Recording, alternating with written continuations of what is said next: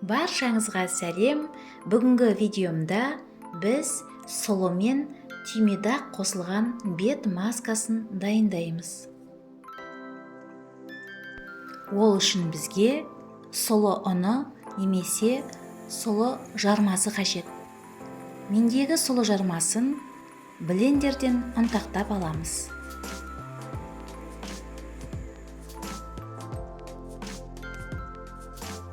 Бізге түймедақ қажет. 1 шай қасық түймедаққа жарты стақан су құйып, қайнатып аламыз.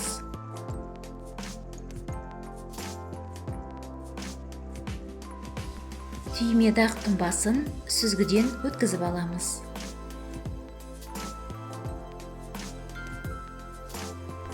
Бір шай қасық сұлы ұнына 2 шай қасық түймедақ тұнбасын қосып, жақсылап араластырамыз.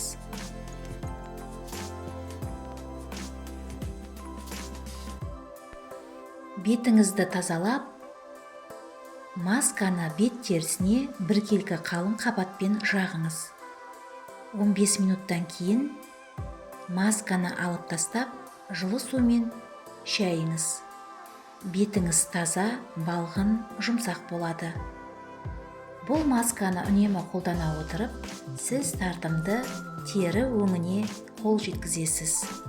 Деніңіз сау болсын.